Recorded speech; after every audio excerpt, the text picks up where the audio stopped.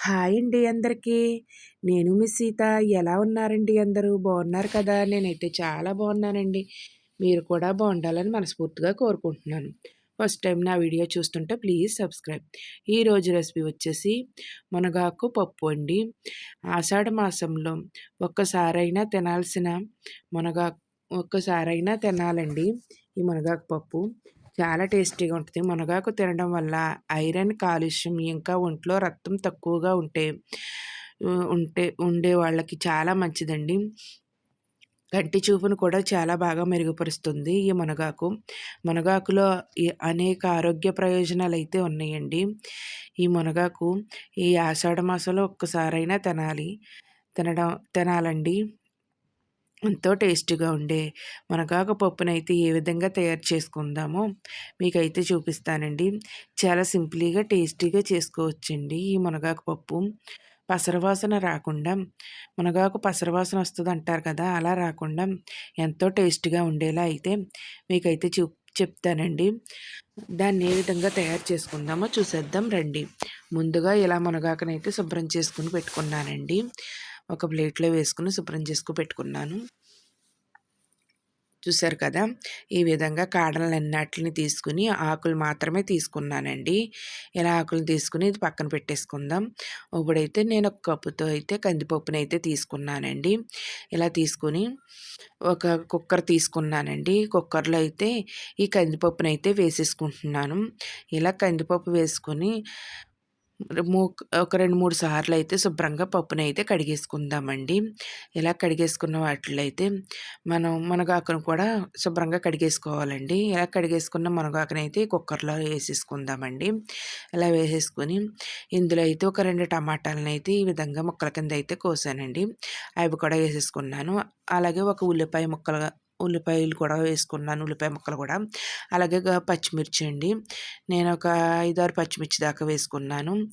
చింతపండు అయితే ఒక నిమ్మకాయ సైజ్ అంత అయితే చింతపండునైతే వేసుకున్నానండి. ఇందులోనే చిటికెడు పసుపు వేసుకుంటున్నానండి. అలాగే వాటర్ వేసేసుకొని మనకి ఇవన్నీ ములిగేదాకా వాటర్ అయితే వేసుకోండి. వేసుకుని స్టవ్ వెలిగించుకుని స్టవ్ మీద అయితే పెట్టేసుకోండి. స్టవ్ మీద పెట్టేసిన వెంటనే మూత అయితే పెట్టకండి. ఇలా మరిగిన తర్వాత కొద్దిగా పసరవాసన పోయేదాకా ఇలా మరిగించుకోండి. మనకి మునగాకు పసరవాసన వస్తుంది కదా! ఆ విధంగా పోయేదాకా ఇలా 2, 3 సార్లు మరిగించుకున్న తర్వాత కుక్కర్ మూత పెట్టుకోండి. ఇలా కుక్కర్ మూత పెట్టుకుని మనకు ఒక 3 విజిల్స్ వచ్చేదాకా మనం ఉడికించుకోవాలండి కుక్కర్‌లో అయితేని. ఇలా విజిల్స్ వేసిన తర్వాత మొత్తం ఆవిరంతా పోయిన తర్వాత అయితే కుక్కర్ మూత తీసుకోండి. చూసారు కదండీ! ఈ విధంగా అయితే ఉడికిపోయిందండి పప్పు మునగాకును.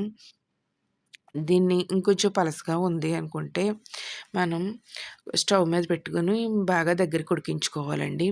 మనం పప్పు ఉడకలేదు అనుకుంటే మనం ఇలా గరిటెతో ఇలా మెదిపేసుకుంటే మెత్తగా అయిపోద్దండి. ఇప్పుడు స్టవ్ వెలిగించుకొని ఒక కడాయిని పెట్టుకొని 2 టేబుల్ స్పూన్ల ఆయిల్ వేసుకుంటున్నానండి.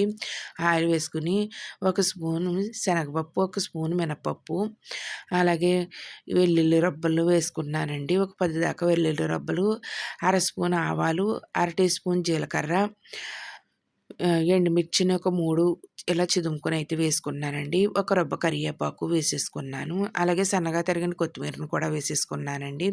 వేసేసుకుని తాలింపు అయితే పెట్టేసుకున్నాను. ఈ తాలింపులో అయితే ఈ పప్పునైతే వేసేసుకుంటున్నానండి. ఇప్పుడు ఇందులోనే రుచికి తగ్గ సాల్ట్ వేసుకుంటున్నాను. అలాగే ఒక అర టీ స్పూన్ అయితే నేను కారం కూడా వేసుకున్నానండి. కారం మీ స్పైసీనెస్‌ని బట్టి మీరైతే వేసుకోవచ్చండి. ఇలా నేనైతే ఒక అర టీ స్పూన్ అయితే వేసుకున్నానండి. మొత్తం అంతా ఒకసారి కలిపేసుకుందామండి. ఇలా కలిపేసుకుని కొద్దిగా చిక్కబడనిద్దామండి. ఈ విధంగా అయితే మొత్తం అంతా కూడా ఇలా రెడీ అయిపోయిందండి మునగాకు పప్పు కూడా. ఇప్పుడు ఒక బౌల్ తీసుకుని ఆ బౌల్‌లో అయితే వేసేసుకుందామండి. ఇలా వేసేసుకుందామండి. మొత్తం అంతా కూడా ఈ బౌల్‌లోకి అయితే వేసేసుకుందామండి. ఎంతో టేస్టీగా ఉండి ఎన్నో ఆరోగ్య ప్రయోజనాలు ఉండే మునగాకు పప్పు అయితే ఈ ఆషాఢ మాసంలో ఖచ్చితంగా తిన తింటారండి. ఈ పప్పు మునగాకు కూడా ఆషాఢ మాసంలో తినే వాటిల్లో ఇది ఒకటండి. ఈ మునగాకు పప్పు చాలా టేస్టీగా అయితే ఉంటుందండి. సింపుల్‌గా కూడా చేసుకోవచ్చు దీన్ని. అలాగే నా వీడియో నచ్చితే మీ ఫ్రెండ్స్‌కి, రిలేటివ్స్‌కి షేర్ చేయండి. వీడియో చూసి లైక్ చేయండి. ఈ రెసిపీని ట్రై చేసి నాకైతే కామెంట్‌లో చెప్పండి. మీకైతే ఏ విధంగా వచ్చిందో.